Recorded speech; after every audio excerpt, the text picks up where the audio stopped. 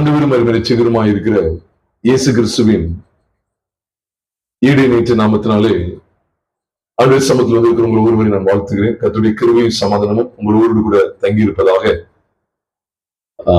காலை உபவாச ஜெபத்திலே தேவன் வார்த்தையை நமக்கு தந்து நம்மை வழி நடத்தினார். இந்த நேரத்திலும் உங்களோடு கூட தேவனுடைய வார்த்தைகளை சுருக்கமாய் நான் பகிர்ந்து கொள்ள இருக்கிறேன். ஆண்டவருடைய பரிசுத்த நாமம் மகிமைப்படுவதாக. மிகுந்த துக்கமடைந்த கூட்டத்தார் என்கிற ஒரு தலைப்புல அவருடைய வார்த்தைகளை ஒரு மூன்று கூட்டத்தார் மாத்திரம் நான் காண்பித்து கொடுத்து முடிக்க வாஞ்சிக்கிறேன். இந்த செய்திக்கு வந்து தலைப்பு வந்து ஒரு மிகுந்த துக்கம் அப்படிங்கிறது நீங்க எடுத்துக்கலாம். தூக்கம் அல்ல, மிகுந்த துக்கம் என்கிற தலைப்பு எடுத்துக் கொள்ளலாம். அல்லது மிகுந்த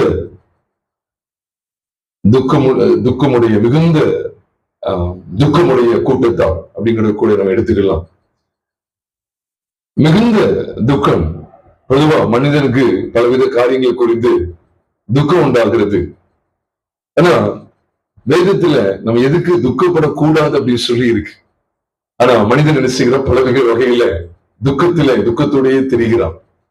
வேகமாக மூன்று கூட்டத்தார மூன்று நபர்களை நாம் எதுக்கு நம்ம துக்கப்படக்கூடாது, மிகுந்த துக்கம் அடைந்த அந்த மூன்று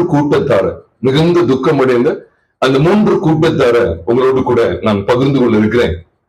இதுல ஆண்டவர் நமக்கு காண்பித்துக் கொடுக்கிற பலமான சத்தியங்களை உங்களோடு நான் பகிர்ந்து கொள்ள இருக்கிறேன். முதலாவது ஆதியாகமத்தின் புஸ்தகம் 21வது அதிகாரம் 11வது வசனத்தை வாசிக்க கேட்கலாம். எல்லாமே கிட்டத்தட்ட நமக்கு தெரிந்த பகுதி தான். நம்ம அதனாலதான் சுருக்கமா நம்ம தியானித்து நம்ம முடிக்க இருக்கிறோம். ஆதியாகமத்தின் புஸ்தகம் 21:11வது வசனத்தை ஒரு வாசிக்க கேட்கலாம். தன் மகனை குறித்து சொல்லப்பட்ட இந்த காரியம் ஆபிரகாமுக்கு மிகவும் துக்கமாய் இருந்தது என்று நாம் இங்கே கவனிக்கிறோம். துக்கம் என்றால் அது மிகவும் இருந்த ஒரு துக்கம், அதான் மிகவும் துக்கமாய் இருந்தது என்று நாம் பார்க்கிறோம். தன் குமாரனை குறித்து, தன் மகனை குறித்து சொல்லப்பட்ட இந்த காரியம் என்ற விதத்தில் நாம் பார்க்கிறோம். மகனை குறித்து சொல்லப்பட்ட இந்த காரியம் என்று நம் வேதத்துல நாம் படிக்கிறோம். பிரியமானவர்கள, ஆண்டவருடைய பரிசுத்த நாமம் மகிமைப்படுவதாக. இங்கே என்ன காரியம் சம்பவிக்கிறது? சாராளுக்கும் ஆபிரகாமுக்கும் இடையில ஒரு சம்பாஷணை நடக்கிறது. நம்ம எல்லாருக்குமே தெரியும். அதுக்கு காரணம் என்ன அப்படின்னா, ஈசாக்குக்கும் இஸ்மவேலுக்கும் இடையில ஒரு விதமான பிரச்சனை உண்டாகிறது. இஸ்மவேல் அடிமை பெண்ணின் மகன் ஈசாக்கை பரியாசம் பண்ணுகிறதா அந்த சகோதரி கண்டதுனால, சாராள் கண்டதுனால 10ஆம் வசனத்துல விதமாய் சொல்லுகிறது நீங்களும் நானும் பார்க்கிறோம். ஆதியாகமம் 21வது அதிகாரம் 10ஆம் வசனத்துல நான் பார்க்கும்போது, ஆபிரகாமை நோக்கி இந்த அடிமை பெண்ணையும் அவள் மகனையும் புறம்பே தள்ளும், இந்த அடிமை பெண்ணின் மகன் என் குமாரனாகிய ஈசாக்கோடு என்னதான் இருப்பதில்லை, சுதந்திரவாளியா இருப்பதில்லை என்றால் இந்த காரியம்தான், தன் மகனை குறித்து சொல்லப்பட்ட இந்த காரியம் ஆபிரகாமுக்கு மிகவும் துக்கமா இருந்ததாம். எனக்கும் ஆண்டவர் சில மனிதர்கள் மூலமா தம்முடைய வார்த்தைகளை பேச சித்தம் கொள்ளும் போது நமக்கு எப்படி இருக்கக்கூடாது? துக்கம் நம்ம இருக்கவே கூடாது. தேவனுக்குள்ளாக என்ன செய்யணும்? அதை சரிப்படுத்த நாம் அழைக்கப்பட்டிருக்கிறோம். ஒரு காலம் துக்கம் அடைஞ்சிடக்கூடாது. அப்படி என்ன சாராள் சொல்லிட்டா இவர் துக்கப்படுறதுக்கு அப்படின்னு சொன்னா, இஸ்மவேலின் தாயாகிய ஆகாரையும் புறம்பே தள்ள வேண்டும் என்கிற ஒரு தீர்மானம் அங்கு பிறப்பிக்கப்படுகிறது. நம்ம ஆதியாகமத்தை கவனித்தோம் அப்படின்னு சொன்னா, இது சாராள் தன்னுடைய வாக்கியமா சொல்லுகிறது போல காணப்படுகிறது. ஆனா இதே வாக்கியத்தை அப்படி ஒரு கையில வைத்துக் கொண்டு கலாத்தியர் 4வது அதிகாரம் 30ஆம் வசனத்தை நாம் கவனிப்போமே ஆனால், இது ஆகாரை குறித்து அல்லது இஸ்மவேலை குறித்து சாராள் சொன்னது மாதிரி இல்ல, வேதம் சொல்லுகிறது போல அங்கு காண்பிக்கப்பட்டிருக்கிறது. வாசிக்க கேட்கலாம். கலாத்தியர் 4வது அதிகாரம் 30வது வசனத்தை வாசிக்க கேட்கலாம். அதை குறித்து வேதம் என்ன சொல்லுகிறது? அடிமையானவளின் மகன்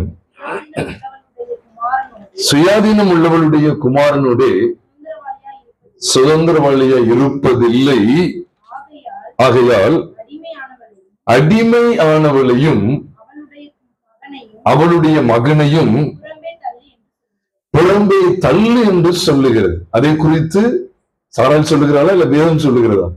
வேதம் என்ன சொல்லுகிறது? பொதுவா அன்னைக்கு தேவன் தம்முடைய தாசர்கள் மூலமா அல்லது சில சகோதரி மூலமா பேசுறது கூட ஆண்டவர் அவர்கள் மூலமா கூட நிறைய வாக்கியங்கள் என்ன செஞ்சிருக்கிறார், பேசி இருக்கிறார்.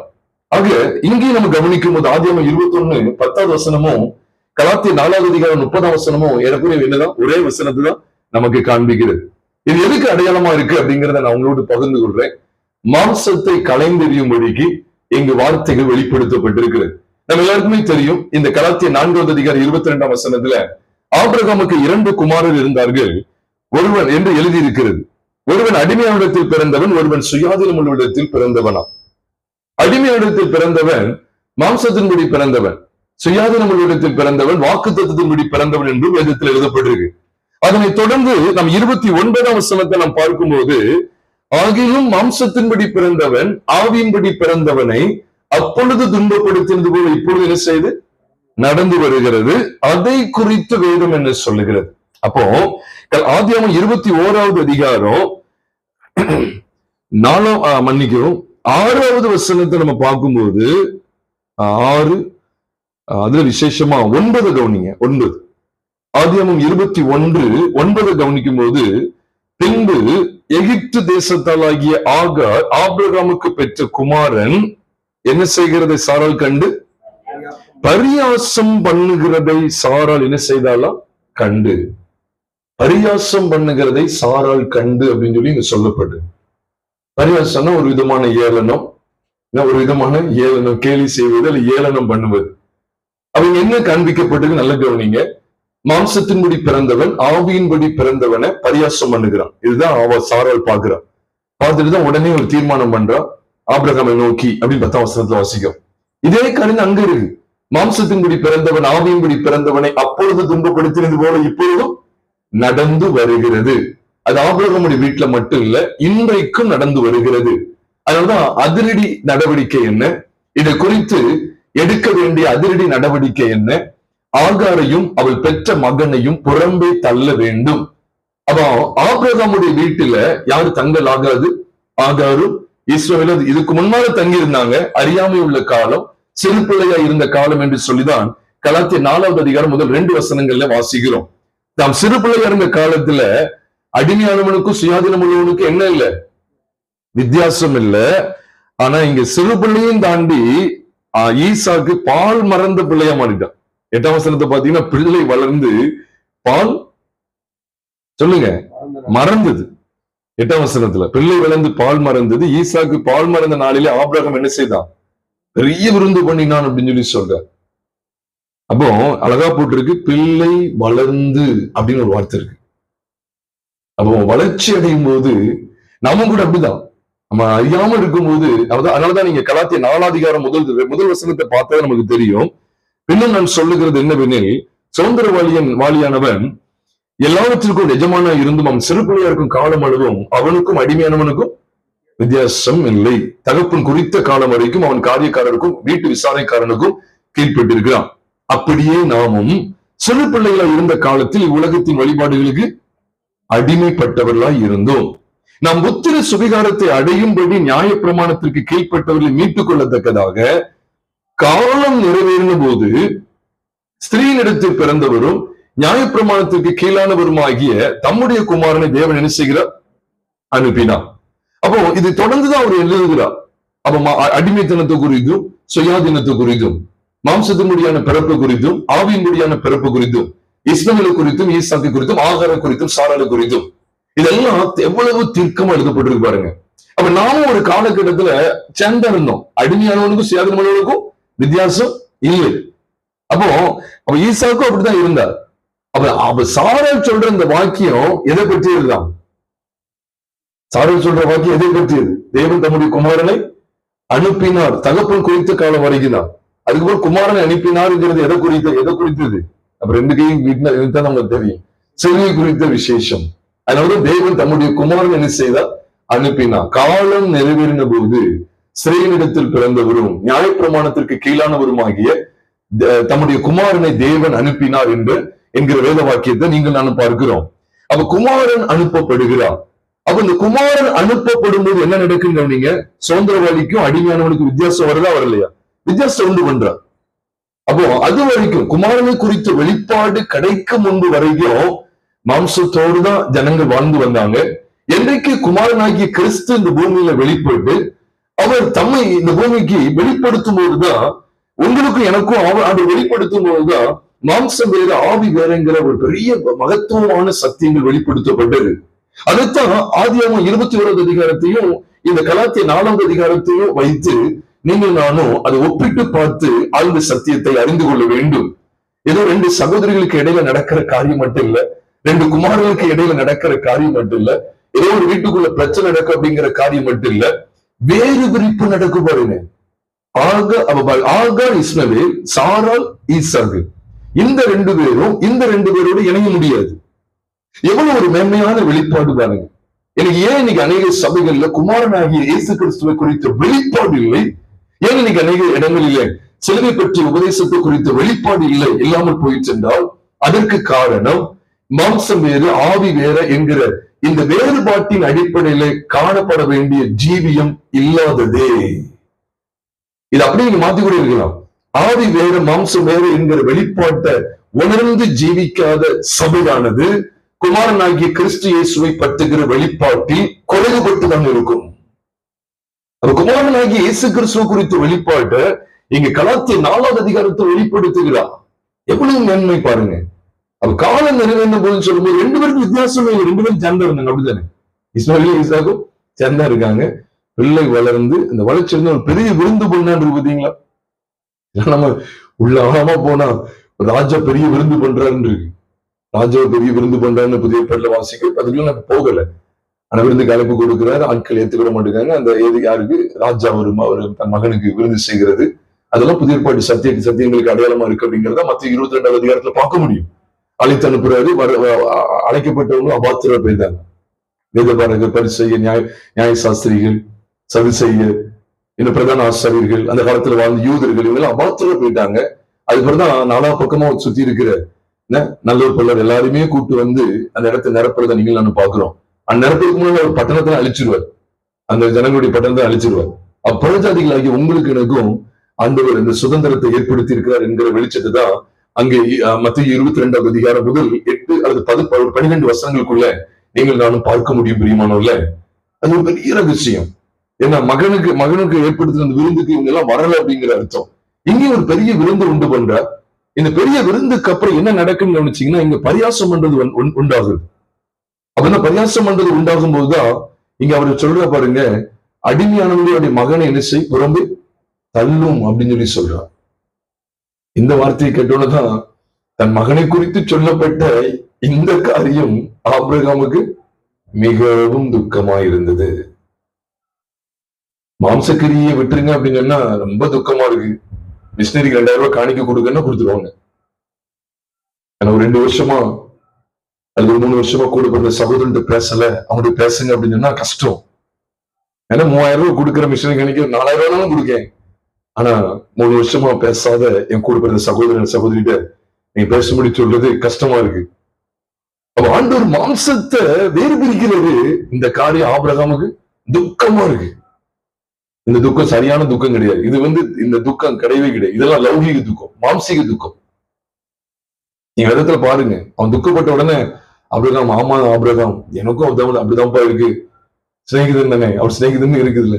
அப்ப ஆபிரகாம்கிட்ட ஆமாப்பா எனக்கும் மிகுந்த துக்கமா இருக்கு அப்படியே சொன்னாரு. நீங்க அடுத்த வசனத்தை வாசிங்களேன். 11ஆம் வசனத்துல அவனுக்கு மிகவும் துக்கமா இருந்ததுன்னு பாக்குறோம். ஆபிரகாமுக்கு மிகவும் துக்கமா இருந்தது. 12 வாசிங்களேன். அப்பொழுது தேவன் ஆபிரகாமை நோக்கி அந்த பிள்ளையையும் உன் அடிமை பெண்ணையும் குறித்து சொல்லப்பட்டது உனக்கு துக்கமா இருக்க வேண்டாம். அடுத்து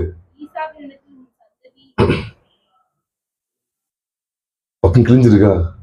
சரி வாசி, அடுத்து வாசிக்கலாம். ஈசாக்கினிடத்தில் சந்ததி விளங்கும் என்று விளங்கும். ஆதலால் சாரா உனக்கு சொல்வது எல்லாவற்றையும் என்ன செய் கேள். துக்கமா இருக்க வேண்டாம். பிள்ளையை குறித்து அந்த தாயும் குறித்து சொன்னது உனக்கு துக்கமா இருக்க வேண்டாம். மிகுந்த துக்கம் அடைந்த 3 கூட்டத்தான். நீங்க எப்படினாலும் செய்தி எடுத்துக்கங்க. மிகுந்த துக்கம் அடைந்த 3 கூட்டத்தான். நீங்க பாருங்க, சில பாரம்பரிய சபைகள்ல போய் நீங்க என்ன செய்யுங்க, குடிப்பழக்கத்தை விட்டுருங்க, அப்புறம் பொய் பேசுறதை விடுங்க, களவு செய்யறதை விடுங்க, மன்னிக்க முடியாத சுபாவம் இருக்கு, அதுல இருந்து வெளியே வாங்க அப்படின்னு கேட்கவே மாட்டேங்க. நான் இப்படிதான் இருப்பேன், நான் இப்படியே இருந்து நினைச்சுவேன் கர்த்தருக்கு ஆராதனை செலுத்து அப்படின்னு சொல்றாங்க. பைபிள் என்ன இருக்கு பாத்தீங்களா? அப்படிலாம் சொன்னா நினைச்சுவாங்க தெரியுமா? மிகுந்த துக்கமாயிருக்கு. எது உங்களுக்கு சந்தோஷமா இருக்குன்னா, ஆண்டவர் உங்க கடையை வந்து விருத்தி அடைய செய்ய போறாருன்னா ரொம்ப ரொம்ப சந்தோஷமா இருக்கு. எது உங்களுக்கு துக்கமா இருக்கு?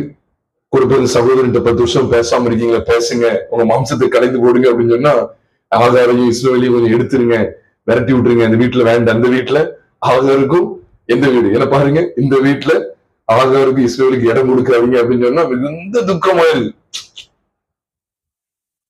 புரிய சொல்லிட்டாங்களே. ஒரு இடத்துல ரொம்ப நாளும் ஆண்டுடைய வார்த்தை கொடுத்துட்டு இருக்கேன், ரொம்ப நாளா அவ்வளவு ஆழமான சத்தியம் சொல்லி பார்த்து நோட்டீஸே அடிச்சுட்டாங்க. பெரிய ஜட்ஜ் நோட்டீஸ் அடிச்சு 8 நாள் பைபிள் ஸ்டடி எல்லாம் வச்சு பிரம்மாண்டமா வச்சாச்சு. பாவத்தை நல்லா கண்டித்து உணர்த்தி உள்ள ஒரு சில பாவங்களை கண்டித்து உணர்த்தின உடனே இது ஆவியானவர் பேசல அப்படின்னு சொல்லிதான் மிகுந்த துக்கமாயிடுச்சு. பணத்துக்காக ஊழியம் செய்யக்கூடாது அப்படின்னு சொன்ன உடனே மிகுந்த துக்கமாயிடுச்சு. நீங்க அப்படிதான் இருக்கு. ஆகாரி இஸ்மவேலையும் கலைந்து போட செய்கிற உன்னதமான பணியை தேவன் நமக்கு கொடுத்திருக்கிறார். ஆகாரையும் இஸ்மவேலையும் எல்லா வீடுகள்ல இருந்தும் என்ன பாத்தீங்க, எல்லா இந்த வீட்டுல இருந்தும் என்ன செய்யணும், வெளியேற்றணும் அப்படிங்கிற பணியை தான் ஆண்டவர் செய்யும்படி ஆண்டவர் வச்சிருக்கிறாரு. இத கை வச்சோம்னா ஒரு மாதிரி இருந்தாங்க, மாம்சத்துல கை வச்சு மிகுந்த துக்கமாயிருக்கு. இந்த ஆபிரகாமுக்கு பாத்தீங்களா, இது பலவீனம். இந்த துக்கம் வந்து தேவனால் அங்கீகரிக்கப்படல. உடனே ஆண்டவர் சொன்னாரு, அப்பொழுது தேவன் ஆபிரகாமை நோக்கி தானே போட்டிருக்கு, துக்கம் வந்தோடனே என்ன பாக்குறாரு, பரலோக தேவன் பாக்குறாரு, என்ன இது மிகுந்த துக்கமா இருக்கிறா, துக்கப்படக்கூடாது, என்ன பாதி துக்கப்படாத, நீ துக்கப்பட வேண்டாம், சாரம் என்னென்ன சொல்றாரு எல்லாம் கேள்வி. ஏன்னா ஈசாக்கு சந்தேகம் இருக்கு, நீ இப்படி இஸ்மாயில போட்டு நினைச்சுக்கிட்டு இருக்கியா, மாம்சத்தினுடைய பிறப்பு இந்த வீட்டுல இருக்க கூடாது, இதை குறித்து சொன்னா துக்கமாயிருந்தாங்க. பிரியமானவர்களே, இதுதான் ஸ்ட்ராங்கா இருக்கணும். ஒரு சகோதரர்களே என்கிட்ட சொன்னா கூட, இந்த மாம்சத்தினுடைய உங்கள்கிட்ட ஒரு காரியம் இருக்கு, உடனே ஆகார வெளியேற்ற ரெடியா இருக்கு. ஆகார் எதை குறித்தும் ஆணி வேற குறிக்கி, இஸ்மவேல் வந்து பிள்ளை, அது பிள்ளை, அந்த பெற்றெடுக்கிற அந்த கர்ப்பம் யாருன்னா ஆகா. அப்ப என்ன சொல்ல விடாது, மரத்தினுடைய கிளையை மட்டும் தள்ளிடாத, வெட்டி போட்டுறாத, மரத்தையும் என்ன செஞ்சிரு, வேறையும் என்ன செஞ்சிரு, வெட்டி போடுங்க சொல்ற, புறம்பே தள்ளு. இஸ்மவேல மட்டும் இல்ல, ஆகாரையும் சேர்த்து என்ன செய்யறாருன்னா புறம்பே தள்ள சொல்றார். அப்ப இது நமக்கு துக்கமா இருக்கக்கூடாது. பைபிள் சொல்லுது பாருங்க, மிகவும் துக்கமா இருந்ததா. நீ நிறைய நேரங்கள்ல இதுலதான் சோர்ந்து போயிருந்தோம். சபை இதுல சோர்ந்து போயிடக்கூடாது. சபை இதுல மிகுந்த துக்கம் அடைந்து சோர்வடைந்து விடக்கூடாது. அதுக்காக தான் தேவன் இந்த வார்த்தைகளை தருகிறார். எதை குறித்து சொல்லிட்டாங்க, மாம்சத்தை தானே கலந்து போட சொன்னார். அங்க ஏதோ ஆக இஸ்மாயில் நினைச்சு நம்ம நினைச்சிட வேண்டாம். கலாத்தியர் 4வது அதிகாரத்துக்கு வரும்போதுதான் பெறுது, மாம்சத்தின்படி பிறந்தவனும் மாம்சத்தினால பிறப்பிக்க செய்தவளும் 2 பேர் இருக்கிறாங்க. இந்த 2 பேரையும் அடியோடு அகற்றுகிற காரியத்தை பார்க்கிறோம். அதனாலதான் புதிய ஏற்பாடு சத்தியத்திலேயே மத்தேயு 3வது அதிகாரம் 10ஆம் வசனத்துல, மரங்களின் கனிகள் அருகே அல்லது கிளைகள் அருகே கோடரியானது வைக்கப்பட்டிருக்குன்னு பைபிள் இல்ல, மரங்களின் ஆகார் அருகே அப்படிதான் நினைக்க வேண்டியது இருக்கு. அப்ப மரங்களின் வேறருகே கோடரியானது வைக்கப்பட்டிருக்கிறது. நல்ல கனிகூடாத மரம் எல்லாம் அப்படிதான் போட்டிருக்க வெளியே, நல்ல கனிகூடாத கிளைகள் எல்லாம் அப்படி அதெல்லாம் வெட்டப்பட்டும், நல்ல கனிகூடாத அந்த நல்ல கனிகள் இல்லாத அந்த கெட்ட கனிகள் எல்லாம் வெட்டப்பட்டு தீக்கிரையாகும் அப்படிலாம் பைபிள்ல போடல. நல்ல கனிகூடாத மரம் இல்லை. இப்ப கெட்ட கனி யாரு, இஸ்மவேல். இந்த கெட்ட கனியை பிறப்பித்தது யாரு, ஆகார்.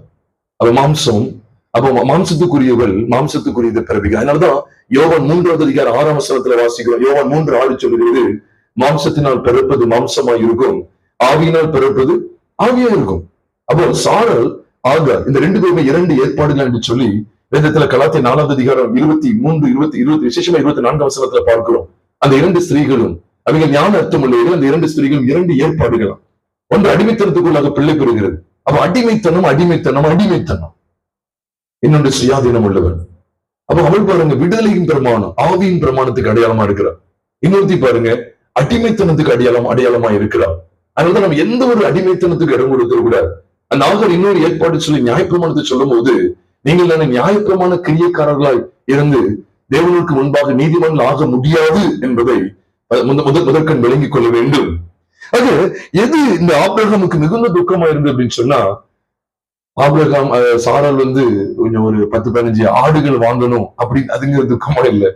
எது துக்கமா இருந்தது, எது துக்கமா இருந்தது, மிக அடிமையானவளையும் அவன் மகனையும் புறம்பே தள்ளுன்னு சொன்னது ரொம்ப துக்கமாயிடுச்சு. ரொம்ப துக்கமாயிடுச்சு, மிகவும் துக்கமாயிருந்தது. ஆனா ஆண்டவர் பதில் கொடுத்தாரு இல்லையா? ஆண்டருடைய வார்த்தை அதுக்கு எதிரடியே வருது பாருங்க. எப்படி வருது பாருங்க. நீ துக்கமா இருக்க வேண்டாம் அப்படின்னு சொல்றாரு. அப்படிதானே சொல்ற? நீ துக்கமா இருக்க வேண்டாம். சாரா உனக்கு இந்த நிமித்தம் சாரா சொல்வது எல்லாவற்றையும் என்ன செய், கேள் அப்படின்னு சொல்றாரு. நீ கேட்கணும். இந்த காரியம் உனக்கு என்ன செய்யக்கூடாது, துக்கமா இருக்கக்கூடாதுன்னு சொல்றாரு. அப்ப தேவன் பாருங்க, நம்ம சில பகுதியில மாம்சத்துல விட முடியாம, சில காரியங்களை விட முடியாம துக்கப்பட்டுக்கிட்டு இருப்போம். ஐயோ இப்படி சொல்லிட்டாங்களே, மாம்சத்துல சில பொல்லாத குணத்தை நம்ம வெளியேற்றணும்னு சொல்லி செய்தி வருது. எனக்கு ரொம்ப துக்கமா இருக்கு. இந்த கத்திரவங்களை நல்லா வைப்பார், உன் கடை ஆசிரியமா இருக்கும், அப்புறம் உங்க வேலை தொழில் நல்லா இருக்கும், படிப்புல நீ முதன்மையான இடத்துக்கு வந்துடுவேன், நீ வீடு மேல வீடு கட்டிடுவேன் அப்படின்னு சொன்னா சந்தோஷமா தானே இருக்கும் எல்லாருக்கும். பொதுவா மனுஷனுக்கு என்னது சந்தோஷமா இருக்கும். ஆனா நமக்கு அதுதான் என்னது மிகுந்த துக்கமா இருக்கும். ஆமென், கர்த்தருக்கு ஸ்தோத்திரம். இதுதான் துக்கமா இருக்கணும். ஏன்னா ஈசாக்கு வெளியே தள்ளுறாங்களே, ஈசாக்கையும் சாராலையும் வெளியே தள்ளுறதா நமக்கு ரொம்ப துக்கமா இருக்கணும். ஆகாரையும் அவள் பெற்ற மகனாகிய அடிமை பெண், அந்த அடிமையானவள் பெற்ற மகன் மாம்சத்துக்குரியவனா, மாம்சத்தின்படி பிறந்தவனா. அப்போ ஆண்டவர் சில பகுதியில் ஆண்டவர் தம்முடைய வார்த்தைகளை கொண்டு, தம்முடைய ஊழியக்காரர்கள் மூலமாய் தம்முடைய வார்த்தைகளை கொண்டு, நம்மிடத்துல தனிப்பட்ட முறையிலும் தம்முடைய வார்த்தைகளை கொண்டு சில காரியங்களை உணர்த்தி காட்டும் போது மாம்சத்தை கலைந்து விடுவதற்கு ஆயத்தமா இருக்கணும், சந்தோஷமா இருக்கணும். துக்கப்படாதுன்னா என்ன அர்த்தம்? சந்தோஷப்படுன்னு அர்த்தம். துக்கத்துக்கு எதிர்ப்பதும், ஆமா, சாரோக்கு எதிர்ப்பதும் ஜாய், சந்தோஷமா தான் இருக்கணும். இதெல்லாம் கூட துக்கமா இருக்கக்கூடாது. இப்படி சொல்லிட்டாங்களே, இப்படி பாவத்தை கண்டிச்சு நடத்திட்டாங்களே, மிகுந்த துக்கமா இது இருக்கக்கூடாது. பிரியமானவர்களே, தேவ கட்டளை எடுத்து வருது, தேவனுடைய வார்த்தை அவனுக்கு விரோதமாக வருகிறது. துக்கமா இருக்க வேண்டாம். அவர் சொல்ல எல்லாவற்றையும் கேள்வி சொல்றாரு. அப்படின்னு என்ன அர்த்தம்? எல்லாவற்றையும் கேள்வி. என்ன? ஆகாரை இஸ்மவேலையும் கலைந்து விடுவதற்கு அவர் சொல்ற எல்லாத்தையும் நீ கேட்டுதான் ஆகணும். ஈசாக்கின் சந்ததி விளங்கும். அப்போ சாராள் மூலமா இந்த இடத்துல சொல்றேன், எல்லா இடத்துலயும் இல்ல, இந்த இடத்துல சாராள் மூலமா ஆண்டவர் வாக்குத்தத்தத்தை நிலைநிறுத்த பார்க்கிறார். சாராள் வாக்குத்தத்தத்தை நிலைநிறுத்த பார்க்கிறார். கிறிஸ்துவின் ராஜ்யபாரத்தை, கிறிஸ்துவின் மூலமாய் வரக்கூடிய அந்த புது உடன்படிக்கையை நிலைநிறுத்தும்படி அவள் நிற்கிறார். ஒரு ஆவியின்படியான ஒரு பெருங்கோட்டை ஜனம் எழும்பும்படியே நிற்கிறார்.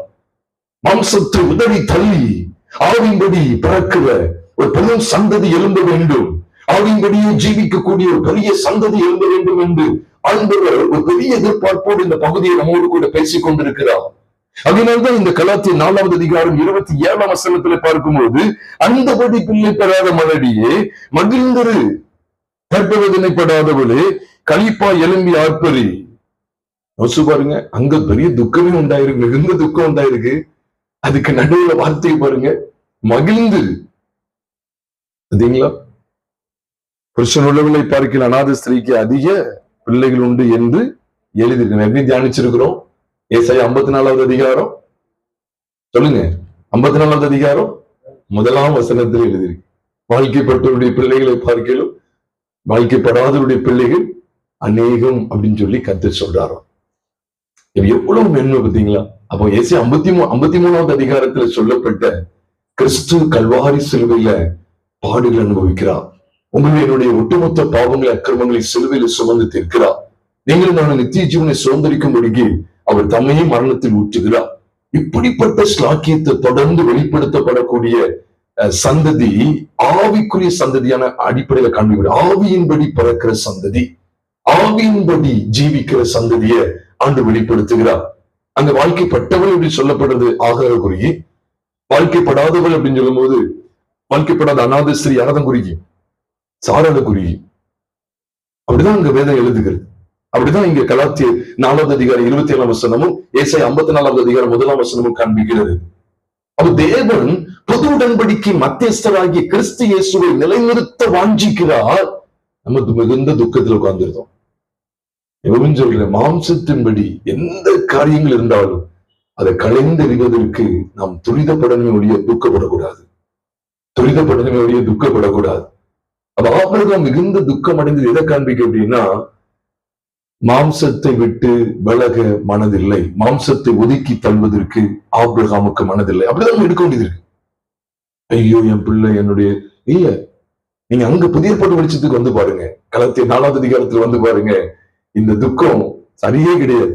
மாம்சத்துக்குரியவைகளை கலைந்தெறிவதற்கு, மாம்சத்துக்குரியவைகளை ஆவிக்குரியவைகளை விட்டு பிரித்தெடுப்பதற்கு எப்பொழுதுமே ஆயத்தம் உள்ளவர்களாக இருக்க வேண்டும். அதனால இந்த நியாயப்பிரமாணம் அடிமைத்தனத்துக்கு அடையாளமா ஆகார் என்பவள் இப்பொழுது இருக்கிற எருசலேமுக்கு சரி, அவள் இப்பொழுது தன் பிள்ளைகளோடு கூட அடிமைப்பட்டிருக்கிறாள். எதை குறித்து பேசுறார்? நியாயப்பிரமாணம்.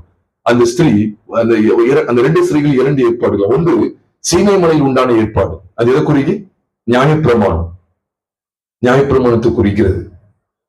கர்த்தருடைய பரிசுத்த நாமத்துக்கு எதுக்கு இதை சொல்லுவார் அப்படின்னா, பழைய துருத்தியிலே புது ரசத்தை வார்த்து வைக்க கூடாது. ஆகார் இஸ்மவேல் என்கிற அந்த பழைய துருத்தியில, நான் பைபிள் படிதான் சொல்றேன், ஆகார் இஸ்மவேல் என்கிற பழைய துருத்தியில புது ரசமாகிய ஈசாக்கு என்ன செய்ய முடியாது?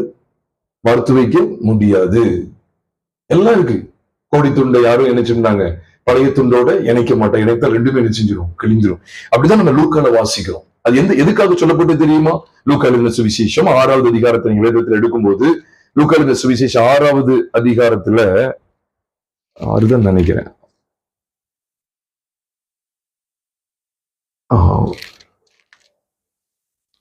ஒரு நிமிஷம், நான் அந்த காரியத்தை சொல்றேன்.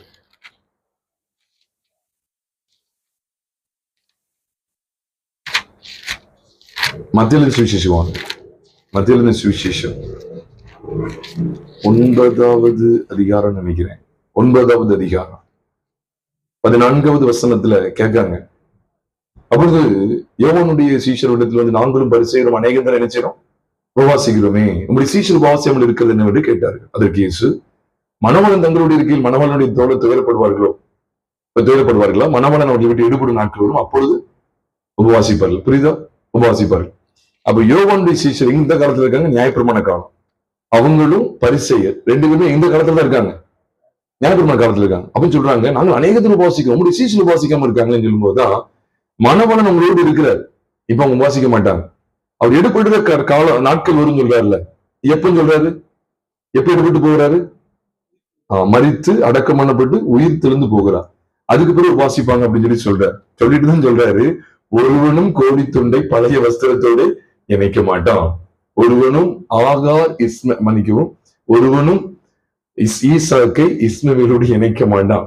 இதான் உண்மை. இணைத்தால் அதனோட இணைத்த துண்டு வஸ்திரத்தை அதிகமாய் கழிக்கும், பீரலும் அதிகமாகும். புது திராட்சரசத்தை பழந்துருகளில் துருத்திகளில் வார்த்து வைக்கிறதும் இல்லை. வார்த்து வைத்தால் துருத்திகள் கிழிந்து போம், ரசமும் சிந்திப்போம், துருத்திகளும் கெட்டுப்போம். புது ரசத்தை புது துருத்திகளில் வார்த்து வைப்பார்கள், அப்பொழுது 2 நிச்சயப்பட்டு பத்திரப்பட்டிருக்கும். அப்போ புது துருத்தி புது துருத்தியில தான் புது ரசத்தை வார்த்து வைக்கணும். அதுக்காக நீங்க உடனே அங்க பிடிச்சிருவீங்க. காலையில எழுந்த உடனே துருத்தியில தண்ணீரை கொண்டு வந்து ஆகாருக்கு கொடுத்து அனுப்பி விடுறான், பழைய துருத்தி கிளம்பிடுச்சு அப்படிங்கிற மாதிரி ரொம்ப எக்ஸாஜரேட்டா பயிர வேண்டாம் தயவு செய்து. ஏன்னா இது வந்து ஒரு படிப்படையா கொடுக்கப்பட்டிருக்கு. அப்ப அவங்க எதை நிலைநிறுத்தப்பட்டாங்கன்னா, நியாயப்பிரமாணத்தை நாங்க உபவாசிக்கிறோம்ல, அப்ப அவங்க ஏன் உபவாசிக்காம இருக்காங்கன்னு சொல்லும் போதுதான் ஆண்டு இந்த காரியங்களை குறித்து சொல்றாரு. இப்போ வந்து நீங்க வந்து என்ன செய்வீங்க? பழைய வஸ்திரம் இருந்துகிட்டு இருக்கு, பரிசுத்தமான பொழுதுல போடும்போது புது வஸ்திரத்துக்குள்ளாக வருவாங்க. புது துருத்தியில வார்க்கப்படுற ஒரு இடம் வரும். புது வஸ்திரத்தை புது துருத்தியில வார்த்து வைக்கப்படுற புது உடன்படிக்கை குறித்து அன்று பேசுகிறார். அப்ப பழைய வஸ்திரம், கோடி துண்டுங்கிறது புது வஸ்திரம், அப்படிதானே? கோடி துண்டுன்னு சொல்லுவாங்க. கோடி வஸ்திரத்தை அப்படி வச்சிருக்கீங்களேன்னு சொல்லுவாங்க, அது வந்து புது வஸ்திரம். அப்போ கோடி துண்டு பழைய வஸ்திரங்கிறது பழைய உடன்படிக்கை புது உடன்படிக்கை. அதே போலதான் பழைய துருத்தி புது துருத்தி, பழைய ரசம் புது ரசம், இதுவும் பழைய உடன்படிக்கை புது உடன்படிக்கைக்கு அடையாளமா இருக்கு அப்படிங்கிறத இந்த பைபிள் வசனமே நமக்கு காண்பிக்கிறது. இதுதான் உண்மை. அவங்க கேட்ட கேள்விக்கு அவர் பதில் சொல்லி முடிச்சுக்கலாமே. இது ஏன் சொல்றாரு அப்படின்னா, இதுதான் அந்த அர்த்தம்.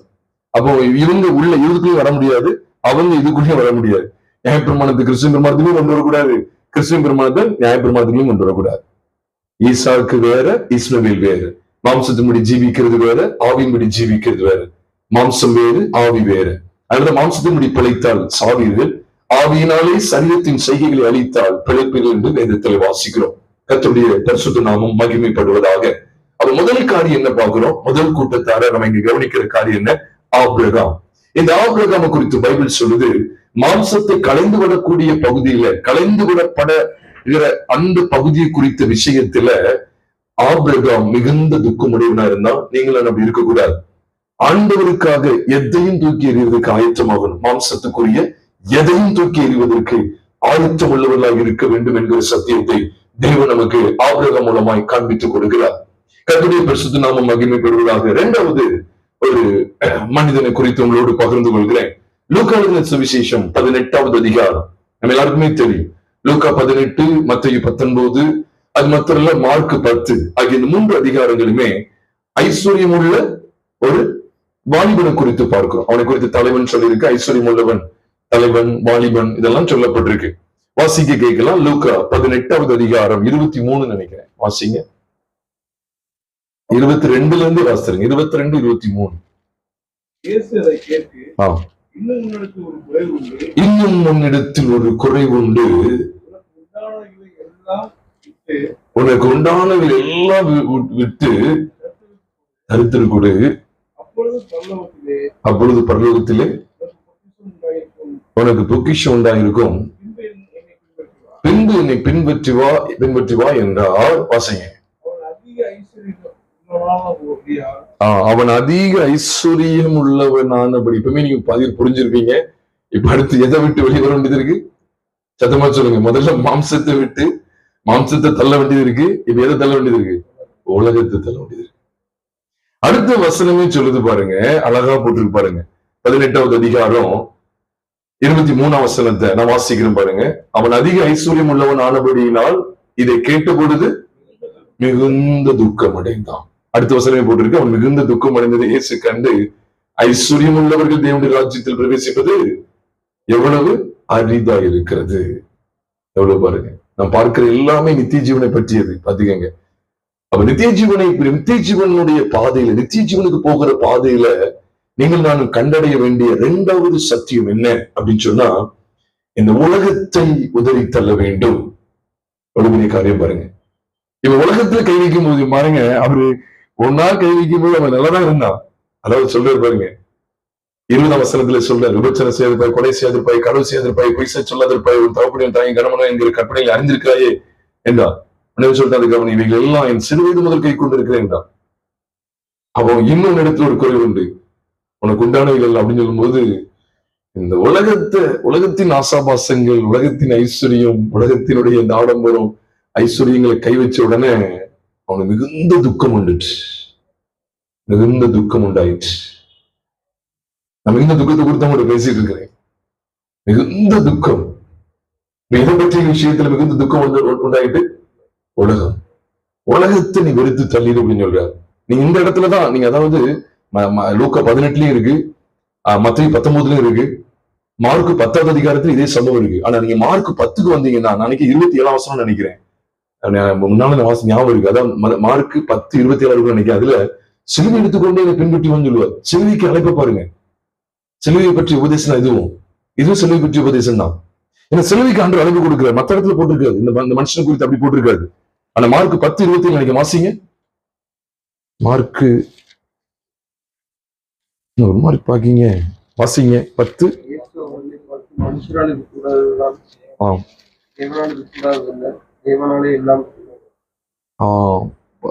10:21 மன்னிக்கும்.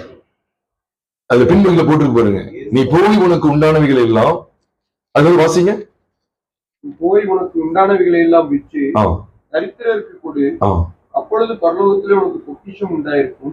பின்பு சிலுவையை எடுத்துக்கொண்டு என்னை பின்பற்றி. பின்பு சிலுவை, இங்கதான் ஒரு இந்த இடத்துல மட்டும்தான் சிலுவையை பத்தி இருக்கும். இந்த மனுஷனுடைய விஷயத்தை பத்தி சொல்றேன். இந்த மனுஷனுடைய விஷயத்தை குறித்த காரியத்துல அது லூக்கா 18 இருக்காது, மத்தேயு 19 இருக்காது, அந்த மார்க் 10 இருக்கு. பின்பு சிலுவையை எடுத்துக்கொண்டு என்னை பின்பற்றி வா என்றார். அவன் மிகுந்த ஆஸ்தி உள்ளவனா இருந்தபடியால் இந்த வார்த்தையை கேட்டு மனமடிந்து துக்கத்தோடே போய்விட்டான்.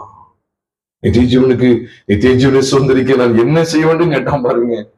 அந்த ஒரு ஸ்டெப் தான் எடுத்தாரு. எது? இந்த உலகத்தை தான் இருக்க சொன்னாரு. ஐயோ பாவம், அவன் அதுல என்ன செஞ்சா ஸ்டாப் ஆயிட்டான். இந்த உலகத்தை விடு அப்படின்னு தான் சொன்னாரு. என்ன ஆயிட்டு பாத்தீங்களா? பொதுவா சீஷத்துவமா இருக்கட்டும், செல்வி பற்றி உபதேசமா இருக்கட்டும், 2 விசேஷத்தை காரியம் உண்டு. ஒண்ணு மாம்சத்தை வெறுப்பது, இன்னொன்னு உலகத்தை வெறுப்பது. நான் ஆரம்பத்தில் பகிர்ந்து கொண்டாலும் மீண்டுமா ஞாபகப்படுத்துகிறேன்.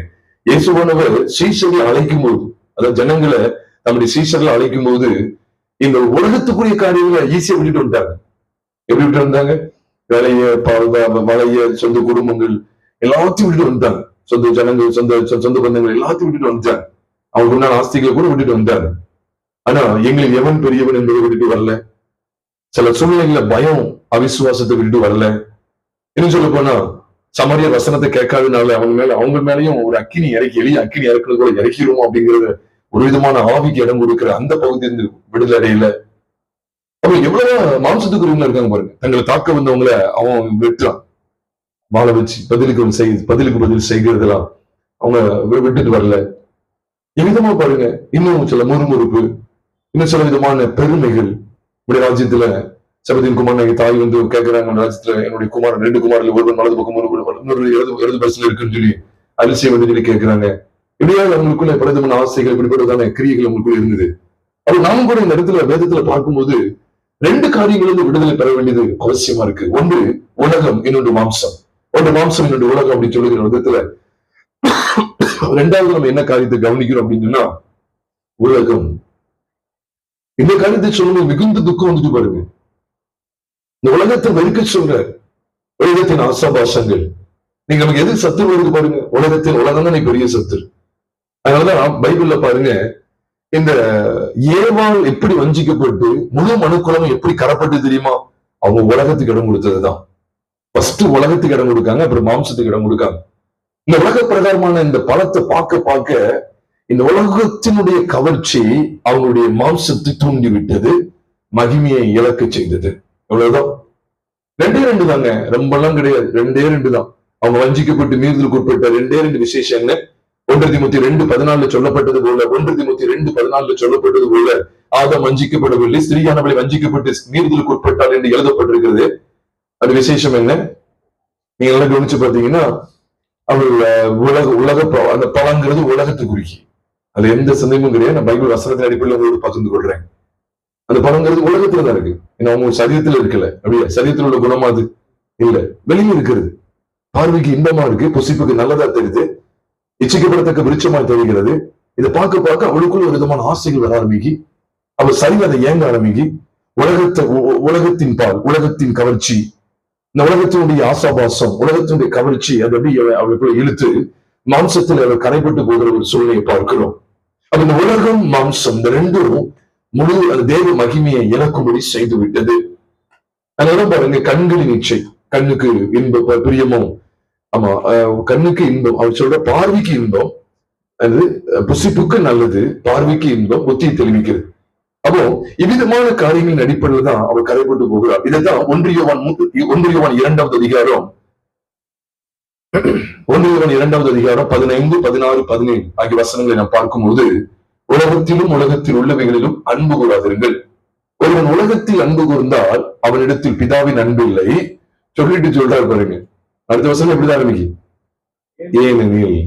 ஏனென்றால் அவசியம் மாம்சத்தின் நிச்சயம், கண்களின் நிச்சயம், ஜீவனத்தின் பெருமையுமாகிய உலகத்தில் உள்ளவைகள் எல்லாம். பாத்தீங்களா? அப்ப மாம்சத்துல ஏனென்னு சொல்லிட்டார். உலகத்தில் அன்பு கூறாது. ஏன்னா மாம்சத்தின் நிச்சயம், கண்கள் நிச்சயம், ஜீவனத்தின் பெருமையுமாகி உலகத்தில் உள்ளவைகள் எல்லாம் பிதாவினால் உண்டானவைகள் அல்ல, அவைகள் உலகத்தினால் உண்டானவைகள். இதை சொல்லிட்டு உலகமது நிச்சயம் ஒளிந்து போது தேவனுடைய சித்தப்படி செய்கிறவன் என்னென்னைக்கு நிலைத்திருப்பான் அப்படின்னு சொல்லி சொல்றார்.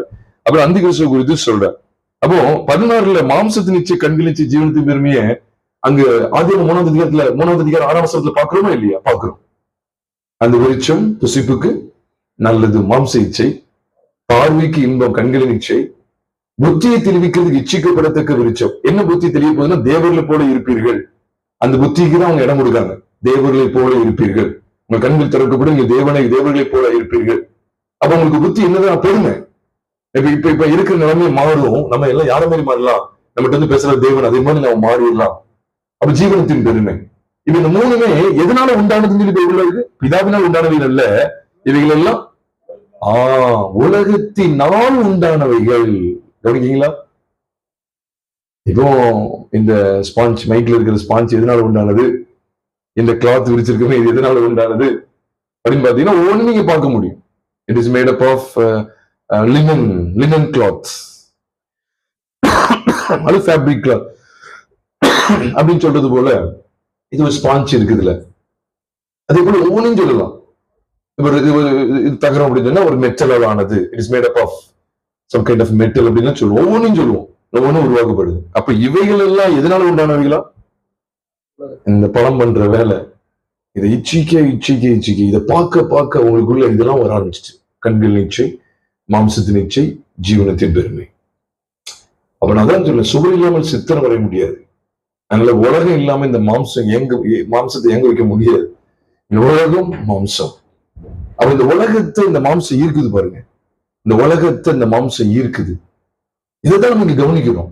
அதனால அப்படி எழுதிட்டே பாருங்க, இவைகள் எல்லாம் பிதாவினால் உண்டானவைகள் அல்ல. யாரால் உண்டானவைகள் சொல்லுங்க. ஏன் உண்டானவைகள் அப்படின்னு பேசுறாரு? சிருஷ்டிப்பு தான் கொண்டு வர்றாரு. சிருஷ்டிப்புல ஆண்டு படைக்கும் போது மாம்சத்தின் நிச்சய ஜீவனத்தின் எனது கண்கள் நிச்சயம் எல்லாம் படைக்கல. அவர் எதை படைச்சாரு?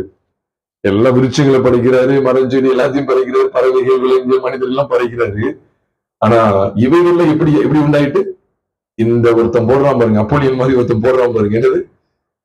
தேவன் இவைகள் எல்லாம் புசிக்க கூடாதுன்னு சொன்னது உண்டா? இதுங்க புசித்தா அது மேல உள்ள ஒரு தாகத்தை ஏற்படுத்தி விடுறோம். இதை புசிச்சா அது மேல ஒரு வாஞ்சி ஏற்படுத்தி விடுறோம். நீங்க தேவனை போலவங்க, நீங்க சாவதில்லை.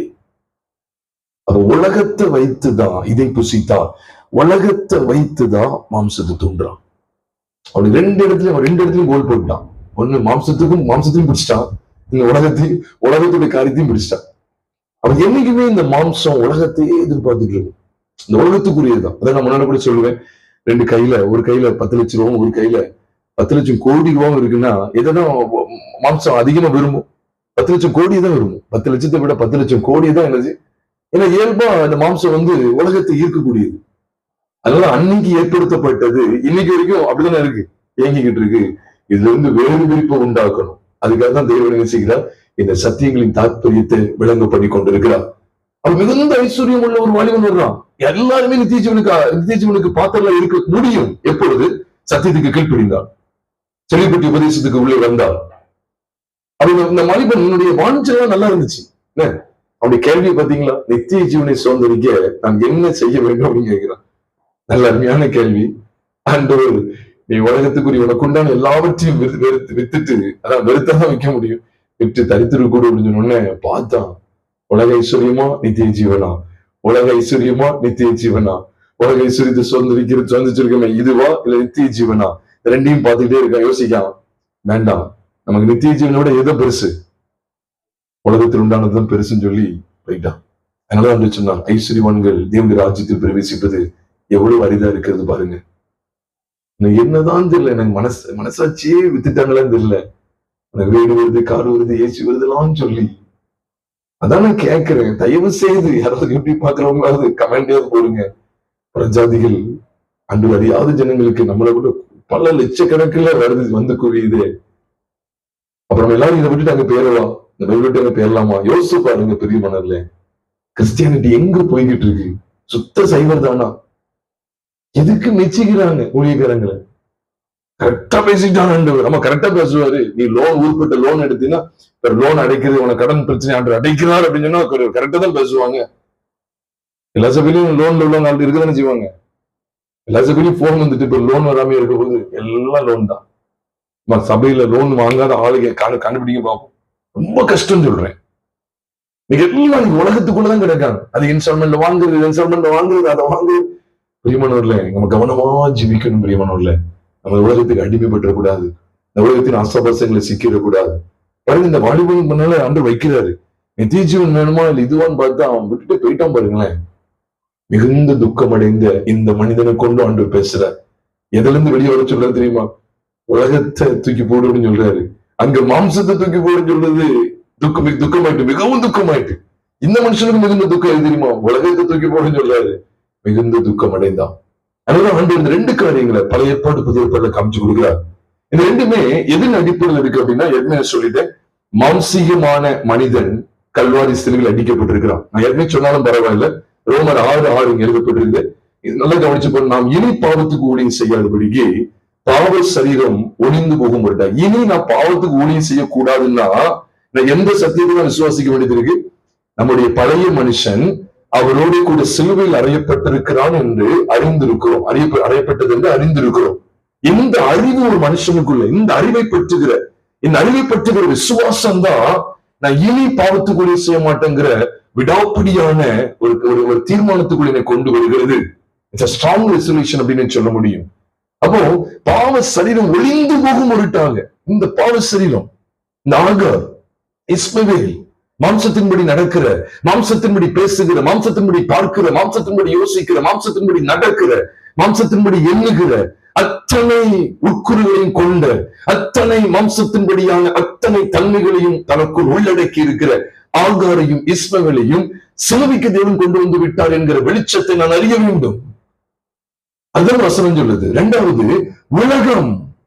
அடிக்கடி சொன்னாலும் பரவாயில்ல, கலாத்தியர் 6:14 சொல்லுகிறது, நானோ நம்முடைய கர்த்தராகிய இயேசு கிறிஸ்துவின் சிலுவை குறித்து அல்லாமல் வேறு ஒன்றையும் குறித்தும் என்னை பாராட்டாது இருப்பினாக, அவராலே உலகம், உலகத்துல பாதியா, உலகத்துல கொஞ்ச காரியம் மட்டுமா, என்ன சொல்றாரு? முழு உலகத்தை சொல்றாரா இல்லையா? முழு உலகமும், அவரால் உலகம் எனக்கு சிலுவையில் அறையுண்டிருக்கிறது, நானும் உலகத்திற்கு சிலுவையில் அறையுண்டிருக்கிறேன். இப்ப உலகம் எங்க போயிடுச்சு? சத்தமா சொல்லுங்க. சிலுவை போயிடுச்சு. இது சும்மா இருக்கிற சிலுவை கிடையாது. சிலுவைங்கிறது மரணத்தை குறிக்கும். சிலுவைங்கிறது ஏதோ அடையாள சின்னம் கிடையாது, மரணத்தை குறிக்கிறது. அதனால நானும் நம்முடைய கர்த்தராகிய இயேசு கிறிஸ்துவின் மரணத்தை குறித்து அல்லாமல், அவருடைய சிலுவை குறித்து அல்லாமல் வேறு ஒன்றையும் குறித்து மேன்மை பாராட்டாது இருப்பேன் சொல்றாரு. அப்ப அந்த சிலுவை தான் பேசுற. அப்ப கிறிஸ்துவின் சிலுவையில மாம்சம் மட்டும் போய் ஒளிந்து போகல, எதுவும் போய் ஒளிஞ்சு போயிட்டு. சத்தமா சொல்லுங்க. உலகமும் ஒளிந்து போய்விட்டது. எவ்வளவு பெரிய வெளிப்பாடு இத! இப்ப ரெண்டையும் உள்ளடக்கி இன்னொரு கூட்டத்தை பார்த்து முடிக்க போறோம். இது எங்கதான் நடக்கு? சிலுவையில தான் நடக்கு. கிறிஸ்து சிலுவையில நம்முடைய மாம்சத்தையும் நம்முடைய ஒட்டுமொத்த உலகத்தையும் சிலுவையில மாண்டு போக பண்ணிவிட்டார் என்று சத்திய வார்த்தைகள் திட்டவட்டமாய் சொல்லுகிறது. ஆனா மாம்சத்துக்குரிய சுபாவத்துல நம்ம விடுதலை பெற செய்யக்கூடிய எத்தனை செய்திகள் வரட்டும், எத்தனை தலைப்புல வரட்டும், அத்தனை தலைப்புகள் எதுக்குள் உள்ளடக்கியெல்லாம்? சிலுவை பற்றிய உபதேசத்துக்குள். அதே போல உலகத்தை பற்றிய பல கவர்ச்சியான காரியங்கள், உலகத்தில் அது இதுன்னு சொல்லி பல விதமான பணாசை, பொருளாசை, அந்த ஆசை, இந்த ஆசை, எதையும் கொண்டு வரட்டும். எல்லா உலகத்தையும், முழு உலகத்தையும் மாண்டு போக வைக்கிற ஒரே உபதேசம் என்ன உபதேசமா? சிலுவை பற்றிய உபதேசம். அதனாலதான் பாருங்க, இதை குறித்து பேசுற கடைசி 3வது கூட்டத்தை நான் சொல்லி முடிக்க வாஞ்சிக்கிறேன். இன்னைக்கு காலையில கூட தியானித்தோமே மத்தேயு சுவிசேஷம் 17வது அதிகாரம், பரிசுத்த பர்வதத்தில் புது உடன்படிக்கை என்று தியானித்தோமே. அதுல நீங்க கவனித்து பாருங்க, 23ஆம் வசனத்தை வாசிங்களேன். அது மனிதனு கீழே இறங்கி வந்து அதுதான் பேசுறாரு. மத்தேயு 17:23 வாசிங்க. அவர்கள் அவரை கொலை செய்வார்கள், ஆகிலும் 3ஆம் நாளிலே உயிர் திறந்திருப்பார் என்றார். இன்னும் முடியல வசனம். உயிர் திறந்திருப்பார் என்றார். போச்சு. அவர்கள் எப்படி என்ன செஞ்சாங்க? மிகுந்த துக்கம் அடைந்தார்கள். இது 3வது கூட்டம் வந்து இவங்கதான் முழுமையாக்க போறாங்க. அப்போ அவர் கொலை செய்யப்படுவார், நேரம்லாம் இல்ல, அவர் கொலை செய்யப்படுவார். அவர் என்ன செய்வார்? 3ஆம் நாள்ல அவன் உயிர் திறந்திருப்பார். அந்த ரகசியத்தை சொல்றாரு. கிறிஸ்துவின் மரணம், அடக்கம், உயிர்த்தல். இதை குறித்து எவ்வளவு மேலதான் பேசிட்டு வர, மலைக்கு மேலேயே தான், இதுவும் இங்கதான் பேசினா அவங்க எப்படி ஆயிட்டாங்க? மிகுந்த துக்கம் அடைந்தாங்க. இந்த செய்தி நம்மளை மிகுந்த துக்கத்துக்குள்ள கொண்டு வரக்கூடாது. நீங்க நிறைய பேருக்கு மாம்சத்தை விட மனசு இல்லை, உலகத்தை விட மனதில்லை. இந்த சிலுவை பற்றிய செய்தியை தான் உங்களோட நான் பகிர்ந்து கொள்றேன். அப்ப ஆபிரகாமா இருக்கட்டும், இந்த ஐஸ்வர்யமுள்ள வாலிபனா இருக்கட்டும், 2 பேருமே திருஷ்டாந்தம். நல்ல கவனிங்க. ஒண்ணு மாம்சத்துக்கு. ஆபிரகாம் எதுக்கு திருஷ்டாந்தம்? மாம்சம் சிலுவையில் அறையப்பட வேண்டும் என்பதற்கு திருஷ்டாந்தமாய் காண்பிக்கப்படுற இந்த ஐஸ்வர்யமுள்ள வாலிபன் யாருக்கு திருஷ்டாந்தம்? உலகம் சிலுவையில, சிலுவையில அறையப்பட வேண்டும் என்பதற்கு திருஷ்டாந்தம். அப்போ 2மே சிலுவை பற்றிய உபதேசத்தை காண்பித்து கொடுக்கு. இப்ப அதுதான் ஒட்டுமொத்தமா இங்க சிலுவை பற்றிய உபதேசம் எது தெரியுமா? கிறிஸ்துவானவர் வேத வாக்கியங்களின்படி நமது பாவங்களுக்காக மரித்து, வேத வாக்கியங்களின்படி அடக்கம் பண்ணப்பட்டு, வேத வாக்கியங்களின்படி 3ஆம் நாள் என்ன செய்தார்? உயிர்த்தெழுந்தார். அப்படிங்கிற உயிர்த்தெழுந்துங்கிறத 1 Corinthians 15:3 நாள்ல நமக்கு எல்லாருக்கும் படிச்சிருக்கோம். நான் அடைந்ததும் பிரதானமாய் எனக்கு ஒப்புவிக்கப்பட்டதும் என்னவென்றால், கிறிஸ்துவானவர் வேத வாக்கியங்களின்படி நமது பாவங்களுக்காக மரித்து, அடக்கம் பண்ணப்பட்டு, வேத வாக்கியங்களின்படி 3ஆம் நாள் உயிர்த்தெழுந்து சொல்றார். அப்போ பிரதானமாய் அவர் அடைந்தது என்ன? இந்த மரணத்துல தானே பாக்குறோம். நீங்க சொல்லுங்க, இந்த மரணத்துல தானே மாம்சமும் உலகம் மாண்டு போறதை பாக்குறோம். அப்படிதான் வசனத்தை பார்த்தோம் கலாத்தியர்ல. அப்ப பைபிள் எவ்வளவு கலாத்திய ரோமன் அப்படிதான் பார்த்தோம். அப்ப பைபிள் எவ்வளவு அழகா இதை அடையாளப்படுத்தி பாருங்க. இங்க இதை பத்தி ஆண்டு பேசுறாரு, புரியுதா? மாம்சம் மாண்டு போகிறதையும் உலகம் மாண்டு போகிறதையும் குறித்த விஷயங்கள் அவருடைய மாம்சம் சிலுவையில் அறையப்படுற விஷயமா தானே இருக்கு, அப்படிதானே? அப்ப அதை குறித்து பேசும்போதுதான் இந்த கூட்டத்துக்கு என்ன உண்டாயிட்டு? மிகுந்த துக்கம் உண்டாயிடுச்சு. பிரியமானவர்களே, செலிபிரிட்டி உபதேசத்துல நமக்கு மிகுந்த சந்தோஷம் உண்டாகும். அதனாலதான் தூதர்கள் அறிவிக்கிறாங்க, ஏதோ எல்லா ஜனத்துக்கும் மிகுந்த சந்தோஷத்தை உண்டாக்குகிற நற்செய்தி உங்களுக்கு அறிவிக்கிறேன். எந்த கர்த்தராகிய இயேசு என்னும் இரட்சகர் உங்களுக்காக தாவீதின் ஊரிலே பிறந்திருக்கிறா அப்படின்னு சொல்லி லூக்கா 2ஆம் அதிகாரத்துல பாக்குறோம். 2:14-13 இதுல 2:14-13 2ஆவது அதிகாரம் எதுல இருக்கு? 11 10-11 இருக்கு. பாத்தீங்களா? எவ்வளவு ஒரு அருமையான செய்தி, மிகுந்த சந்தோஷத்தை உண்டாக்குற செய்தி. ஆனா இது யாருக்கு மிகுந்த சந்தோஷத்தை உண்டாக்குற செய்தினா ஏற்றுக்கொள்றவங்களுக்கு. இது உதாசனப்படுத்துவாங்க பாருங்க, அது பாருங்க, இது சொன்னோன்னு ஒரு மாதிரி ஆயிருந்தாங்க. ஐயோ, இது ஏன் தான் இப்படி சொல்றாரு, அது ஏற்றுக்கிற மனசு இல்ல. பாத்தீங்களா? இந்த செய்தி ஏற்றுக்கிற மனசு இல்லைன்னா அவ்வளவுதான். அவர் 2 இடத்துலயும் பாருங்க, ஆபிரகாமையும் அவர் தான் டீல் பண்றாரு, இந்த ஐஸ்வர்யாவையும் அவர் தான் டீல் பண்றாரு, 2 பேர்ட்டையும் டீல் பண்றாரு. பாருங்க, 2மே எப்படி இருக்காங்க பாத்தீங்களா? அவர் ஆண்டவருடைய நோக்கம் என்ன பாத்தீங்களா? மாம்சத்தையும் உலகத்தையும் வேறு இருக்க வேண்டும். அதுக்காக இங்க அவருடைய மரணத்தை குறித்து இங்க பேசும்போது இவங்க மிகுந்த துக்கம் அடைந்து விட்டாங்க. கிறிஸ்துவின் செல்வி பற்றிய உபதேசம் உங்களுக்கு எனக்கும் துக்கமா இருக்க பிரியமானவர்களே. அது கிறிஸ்துவனோட சேஷன்ல எதை பத்தி பேசுறது தெரியுதா? நம்ம தான் இன்னைக்கு காலையில பரிசுத்த பருவத்துல காட்சி சாட்சி இதெல்லாம் பார்த்தோம். அவங்க கேட்டது, அவங்க பார்த்தது, 2ஐயும் குறித்து பார்த்தோம். மரணம், உயிர்த்தெழுதல். மரணம் அடக்கம், உயிர்த்தெழுதல். அடக்கம் உள்ள இருக்கு. மரணம் மரிச்சு ஒரு உயிர்த்தெழல, மரிச்சு அடக்கம் பண்ணப்படுதான் உயிர்த்தெழுந்தார். அப்ப இந்த வெளிப்பாடு நிறைந்த சத்தியங்களை குறித்துதான் அவர் மலைக்கிலிருந்து பேசுறாரு. மிகுந்த துக்கம் அடைஞ்சிட்டாங்க. அவர் நமக்கு இது ஆபிரகாமை போல, இந்த ஐஸ்வர்யமுள்ள வாலிபனை போல நமக்கும் நினைச்சக்கூடாது. இந்த செய்தி துக்கமா இருக்கக்கூடாது. உலகத்தை கலைந்தறிய செய்யக்கூடிய சிலுவை பற்றிய செய்தி குறித்து நமக்கு துக்கம் உண்டாகக்கூடாது. உலகத்தை கலைந்தறிய செய்கிற இந்த சிலுவை பற்றிய உபதேசம், மாம்சத்தை கலைந்தறிய செய்கிற இந்த சிலுவை பற்றிய உபதேசம் உங்களுக்கு எனக்கும் துக்கத்தையோ மிகுந்த துக்கத்தையோ உண்டாக்கி விடக்கூடாது. அதெல்லாம் சீசர்ல காமிச்சு கொடுக்குறாரு. அவங்க துக்கம் உண்டாயிடுச்சு.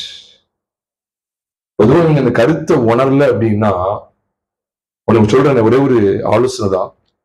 லூக்கா 18ஆம் அதிகாரம் எடுங்களேன். அதான் மன்னிக்கு 18 இல்ல, லூக்கா 9ஆவது அதிகாரம் எடுங்களேன். அதுல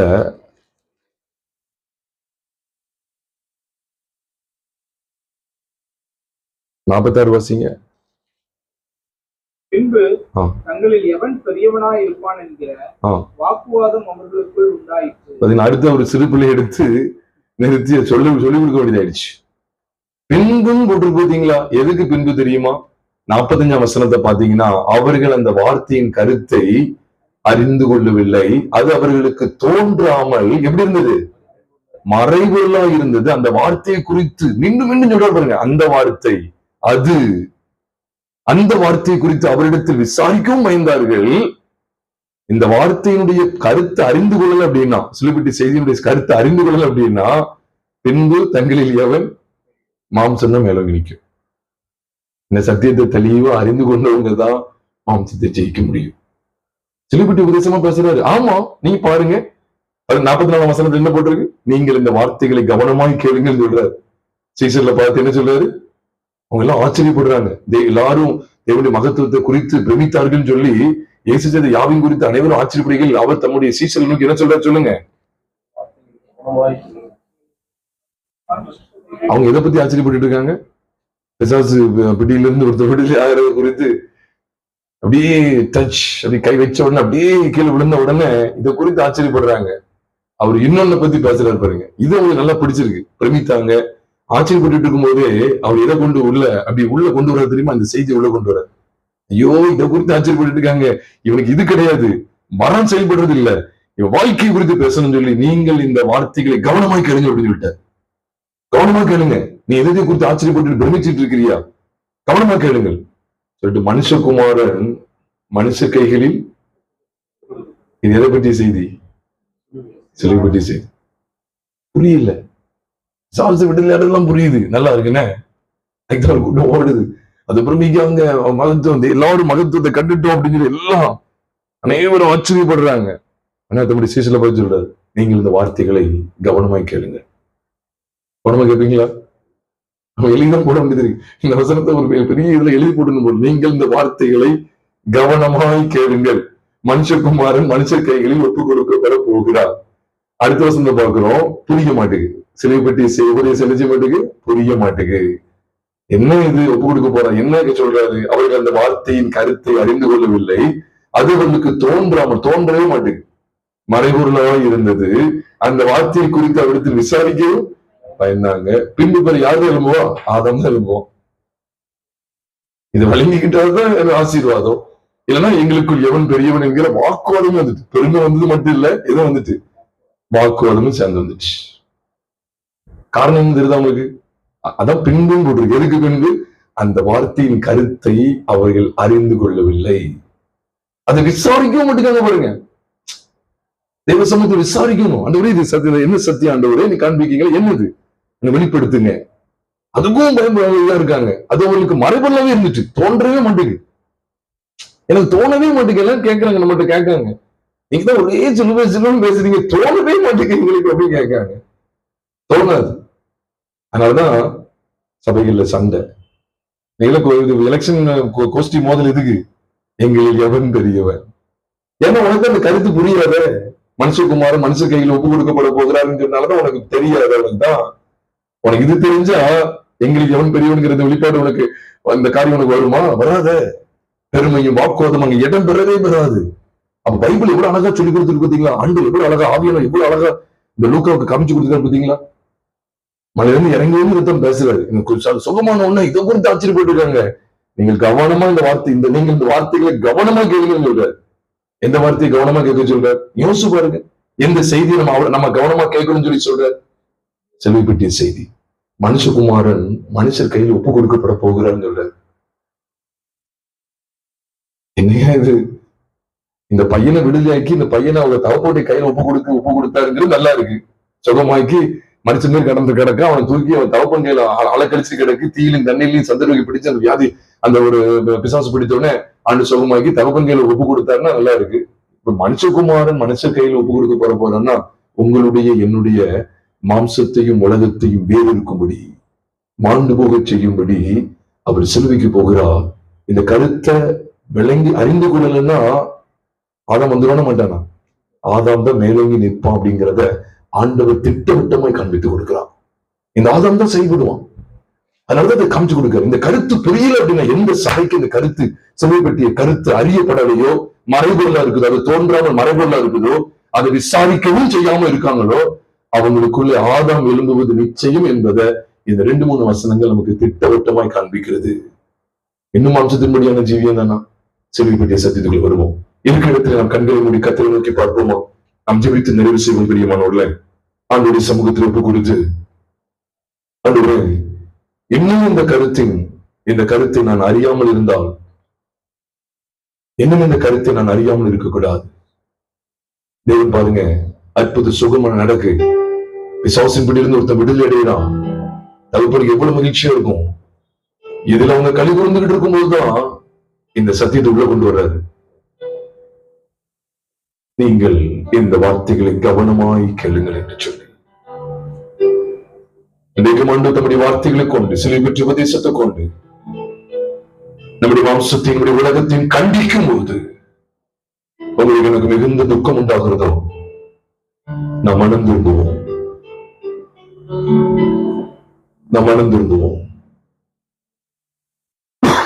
நமக்காக கல்வாரி சிலுவையில் நம்முடைய மாம்சத்தை ஒட்டுமொத்த உலகத்தையும் ஒண்ணு இல்லாமல் செயலுக்கு பண்ணும்படிக்கு, அவைகளை மாண்டு போக செய்யும்படிக்கு கிறிஸ்துவானவர் சிலுவையில் நமக்காக பலியானாரே. எல்லாரும் அதை ஒப்புக்கொண்டு தேவ சமூகத்தில் நம்மை தாழ்த்துவோமா?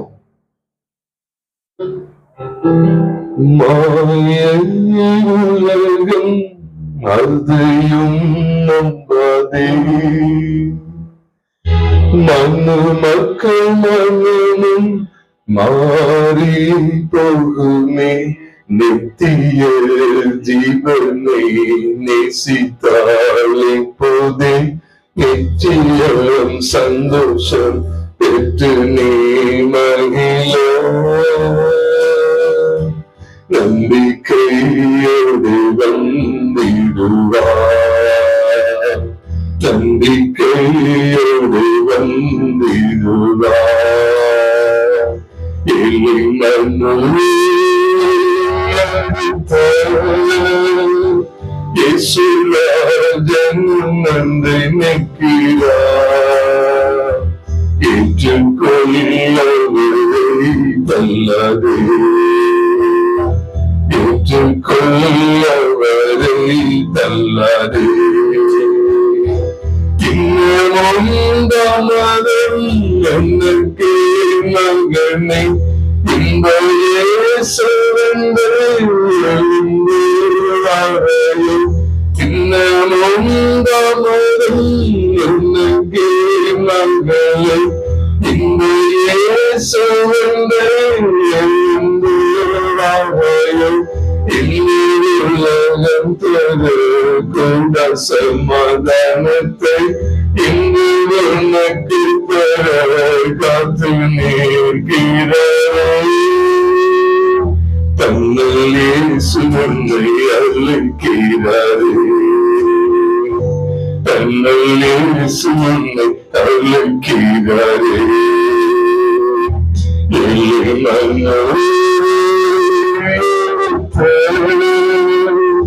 இயேசுராஜன் நன்மை நிற்கிறார், ஏற்றுக்கொள்ளவரை தள்ளாதே, ஏற்றுக்கொள்ளவரை தள்ளாதே. பரிசுத்தமுள்ள எங்கள் பரலோக பிதாவே, காண்பித்து கொடுத்த இந்த வேத ரகசியங்களுக்காக நன்றி செலுத்துகிறோம். ஆண்டவரே, உம்மிடத்தில் வந்த யாருக்குமே நன்மை செய்திருக்கிறேன். ஆனால் ஐஸ்வரியமுள்ள வாலிபனோ, நான் நினைக்கிற ஒரு மனிதன் நானோ என்று நினைக்கிற அளவுக்கு உம்மிடத்தில் வந்து மிகுந்த துக்கம் அடைந்தவனாய் போய்விட்டானே. ஆனால் அவனுக்குள்ள நியாயப்பிரமாணம் இருந்தது, எதையோ கை கொண்டு சொல்லிக் கொண்டிருந்தான். தேவனே, அதுவே போதும் என்று இருந்து விட்டான். உலகத்தை வெறுத்து விட மனதில்லாமல் இருந்து விட்டானே. அது இன்னைக்கு நாங்கள் எச்சரிக்கப்படுகிறோம். நாங்களும் எதையும் கை கொள்றோம் சொல்லிட்டு எங்கெந்த உலக ஆசையிலேயே சிக்கிக் கொள்வோம். ஆனால் நாங்கள் எவ்வளவு பரிதபிக்கப்படத்தக்க இருப்போம். 1 Corinthians 15:19 சொல்லுகிறது, என்னைக்காக மாத்திரம் நாம் கிறிஸ்துவின் மேல் நம்பிக்கை உள்ளவர்களாக இருந்தால் எல்லா மனுஷரை பார்க்கிறோம் பரிதபிக்கப்படத்தக்கவர்களாக இருப்போம் என்று வேதம் சொல்லுகிறது. தேவனே, அது ஒரு உலகத்தினுடைய காரியம் எங்களுக்கு தேவைதான். இவைகளை இச்சிக்க ஒரு நாளும் எங்களுக்கு இடம் கொடுக்கிறது இல்லை, உடைய வார்த்தைகளுக்கு இடம் கொடுக்கிறது இல்லை. அந்த உலகம் உமது நிச்சயம் ஒளிந்து போவது வேதம் சொல்லுகிறது. தேவனுடைய சித்தத்தின்படி செய்கிறோம் என்றைக்கு நிலைத்திருப்போம். உலகத்தில் உள்ளவர்களில் அன்பு கூறாது. ஒருவன் உலகத்தில் அன்பு கூர்ந்தால் அவனிடத்தில் பிதாவின் அன்பு இல்லை என்று எழுதப்பட்டிருக்கிறது. எவ்வளவா நாங்கள் சீரியஸா எவ்வளவு கவனமாக இருந்தது கவனிக்க வேண்டியது இருக்கு. தேவனே, தாச பண்ணி நல்லூர் நாங்களும் ஒருவேளை மற்ற ஜனங்களை போல சீசர்களை போல இந்த பிசாசு பிடியிலிருந்து விடுதலை அடைந்ததை நாங்கள் ரொம்ப பிரமித்து பார்த்து கொண்டிருக்கிறோமோ. எங்களுக்கு அந்த வார்த்தை வருகிறது. எங்கள் இந்த வார்த்தைகளை கவனமாய் கேளுங்க. மனுஷகுமாரன் மனுஷன் கையில ஒப்பு கொடுக்கப்பட போகிறான். இது உங்களுக்கு புரிய மாட்டேங்குது. ஒரு வரிதான், ஒரே ஒரு வாக்கியம் தான், எவ்வளவு எளிமையான வாக்கியம். இது கூட புரியலையே. நாங்கள் ஒரு காலகட்டத்துல புரியாம இருந்துட்டோம். அதுதான் எங்களில் ஒரு பெரியவன் என்னுடைய மாம்சத்தை ஓங்கி பண்ணி நாங்கள் வாழ்ந்து விட்டோம். பைபிள் தான் கையில வச்சிருந்தோம். அந்த மாம்சத்துக்கு உலகத்துக்கு இடம் கொடுத்து எவ்வளவா நாங்கள் சோரம் போயிருந்தோம். இன்றைக்கு உடைய வார்த்தைகளை கொண்டு திட்டவட்டமாய் பேசுகிறேன். உடைய சத்தியத்துக்கு முழுவதுமாய் அடிபணியை அர்ப்பணிக்கிறோம். ஆண்டவரே, எங்களை நடத்துங்க. ஆண்டவரே, இந்த சத்தியங்கள் இல்லாம எங்களால் நிற்க முடியாதப்பா. இந்த வார்த்தைகளுடைய கருத்து மனுஷகுமார மனுஷங்களை ஒப்பு கொடுக்கப்பட போகிறார்.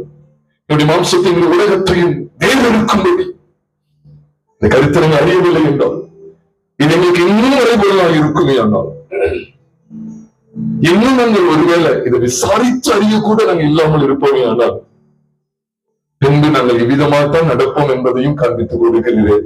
எவ்வளவு ஜாக்கிரதையா இருக்கணும்.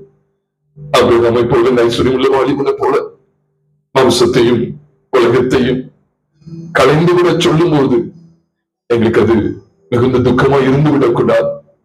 அது துக்கமா இருந்து விடக்கூடாதுப்பா. சீசல்லத்துல நீ பேசினதையும் நாங்க மத்திய 17:23 நாங்கள் பார்க்கிறோமே. அவர்கள் துக்கம் மிகுந்த துக்கம் அடைந்தார்கள் என்று எழுதப்பட்டிருக்கிறது.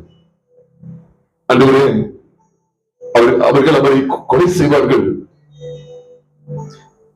அவர் உயிர் தெளிவார் என்கிறது சொல்லப்படும் போது அவர் மிகுந்த துக்கம் அடைந்த நாம அன்றுவரே, என் மாம்சத்தை உலகத்தையும் கலந்துவிட செய்கிற, கலந்துவிடும்படியாய் எத்தனிக்கிற இந்த சிலை பற்றிய உபதேசத்தை குறித்து ஒரு நாளும் துக்கம் அடைஞ்சிடக்கூடாது. ஆண்டவரே, நலனில் மிகுந்த சந்தோஷமாக ஏற்றுக்கொள்ளக்கூடிய கிருபை எங்களுக்கு தாங்க.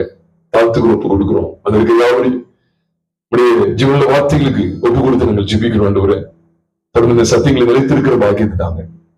துதிக்கிற மகிமை வெள்ளம் அவர்களுக்கு செலுத்தி எங்களுக்கு எதிராக இயேசு கிறிஸ்துவின் நாமத்தில் ஜெபிக்கிறோம் நல்ல பிதாவே, ஆமென். நம்மளுக்கு எதிராக இயேசு கிறிஸ்துவின் கிருபை, பிதாவாகிய தேவனுடைய அன்பும் பரிசுத்தாவினுடைய ஐக்கியமும் நம் அனைவரோடு கூட எப்போதைக்கும் இருப்பதாக. ஆமென். சேர்ந்து சொல்வோம். என் ஆத்துமாவே கர்த்தரை ஸ்தோத்திரி, என் முழுமையுடைய பரிசுத்த நாமத்தை ஸ்தோத்திரி.